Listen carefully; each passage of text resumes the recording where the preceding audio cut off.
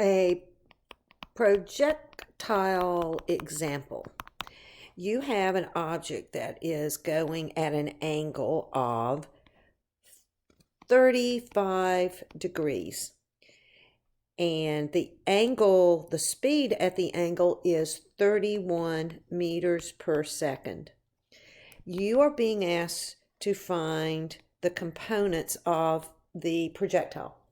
So that means how fast, speed in the X direction, and you're being asked to find speed in the Y direction. And I think the problem that you were asked was just this one.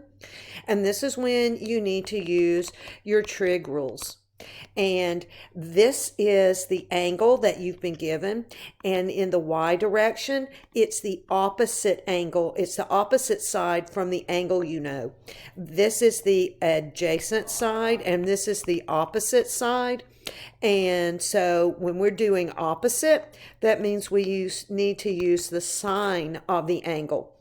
So this becomes the speed, 31, times the sine of 35.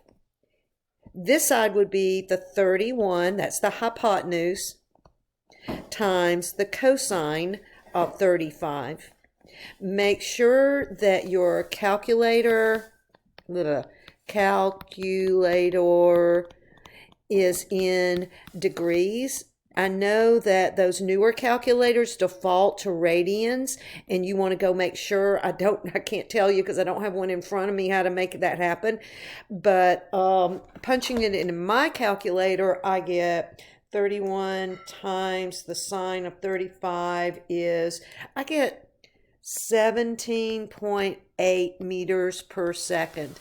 So if that's what you're getting and you're putting it in there, I'm sorry, I'm not sure what's going on with that unless they want you to do a special significant figures rounding. You might try 18 meters per second, or let's see, what else did I get? I got 17.780869, so you might try 17.78, but I really don't think so. I really think the answer is going to be either 18 or 17.8. I hope this helped a little bit.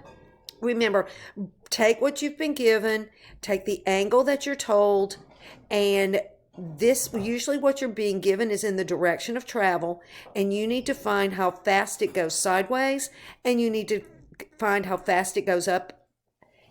How fast sideways is going to use cosine. How fast up is going to use sine. Good luck, and let me know if I can help some more.